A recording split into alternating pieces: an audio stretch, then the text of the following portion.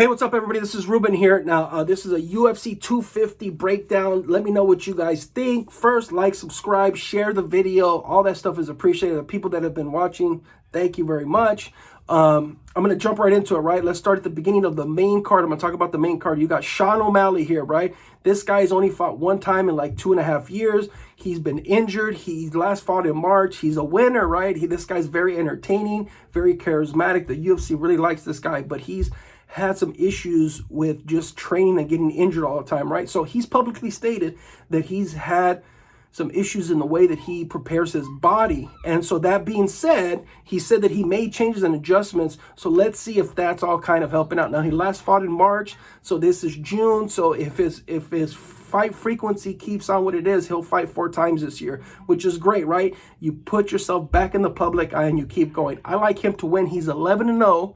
Right? He doesn't have a lot of fights, but he's very entertaining, right? This guy is a very charismatic fighter, and the UFC likes that, right? Not only to be a winner, but to be electrifying and to have a tremendous personality. He has all these things. He's checking those boxes, but he has to stay healthy. That's the big thing with him. I like him to win here. I think he's going to pull out this victory against a very cagey veteran, Eddie Wineland, who has 38 fights. This is going to be fight number 39. And so he has a bunch of fights under his belt. He has a lot of losses, too. He's 13 losses. He's 24-13-1, right? So Sean O'Malley, I think this is another good statement fight. It depends on how this fight outcome. It's not just good enough that he wins. He's got to be convincing and he's got to be entertaining, right? And when I say that, I'm not saying that he just has to have this knockout punch that woos the crowd, because there is no crowd, but he has to be entertaining. He has to put it all together and look very crisp and sharp and precise with the way that he's executing his game plan. He has to control the pace and where this fight is going,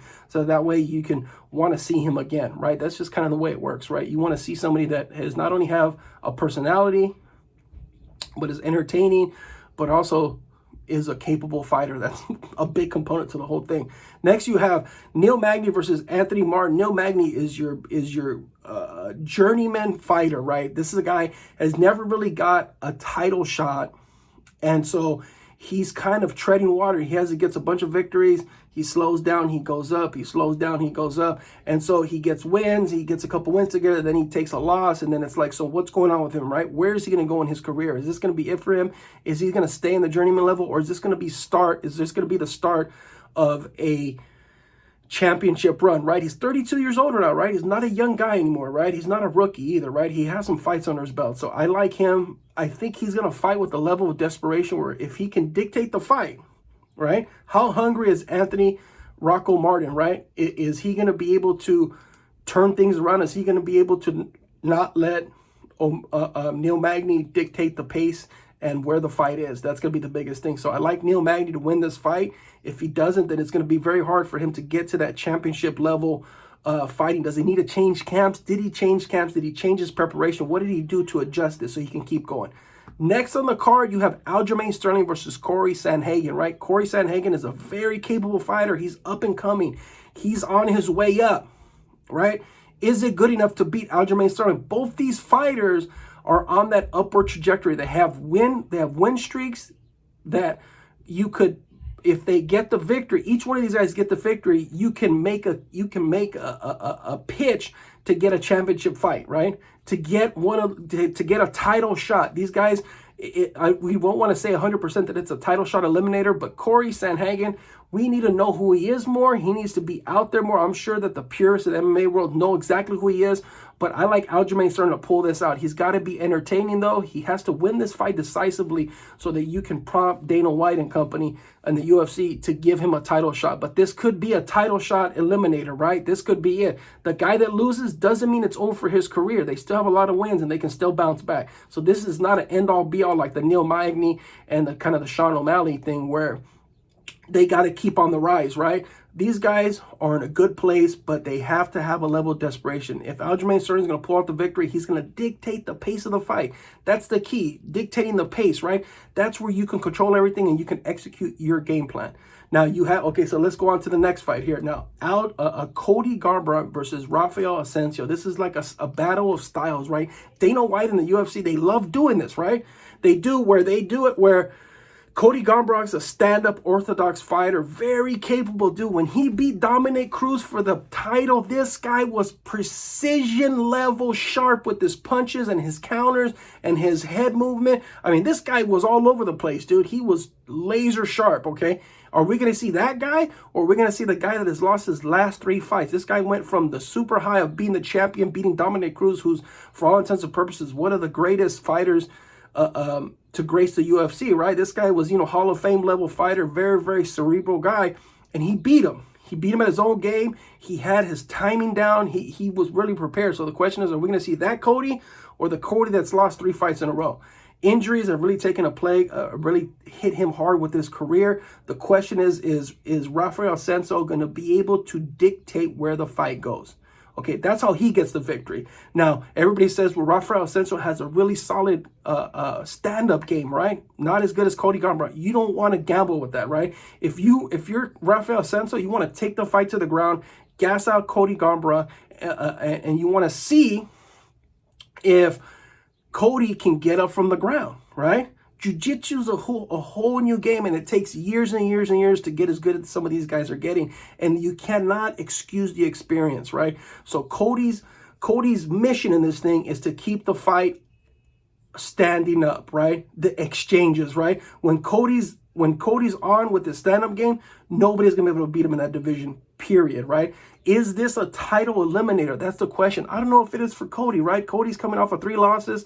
Rafael Spencer, if he gets the victory against him, that'll be a big feather in his cap. However, I don't think it's enough. Rafael Spencer, if he gets the victory, does he get the title shot? Some would say yes. The scuttle in the UFC kind of talk is that, yes, he does deserve a title shot. So let's go to the main card here. This is going to be a big one. Felicia Spencer versus Amanda Nunes. You say, well, Amanda Nunes is just beating everybody. Yes. Okay, she's double champ.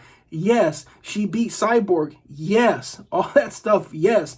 She beat Ronda Rousey, Holly Holm, Geraint Durandamy, Raquel Pennington, Shevchenko. I mean, she has like the who's who of victories, right? Miesha Tate, Sarah McMahon. She lost to Kat Zingano, but Kat doesn't really fight anymore, right? She's in another organization now, right?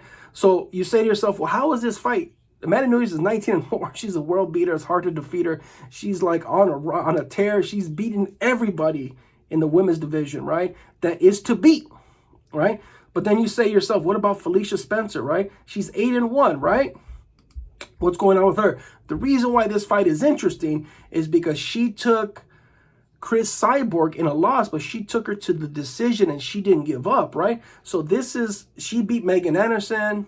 She beat Farham, right? And so the question is, right, she's only had 3 fights in the UFC. Felicia Spencer is an up-and-coming fighter. She's 29 years old. She's young. She's very charismatic. She likes to be in front of the camera. So she's checking all the boxes, right?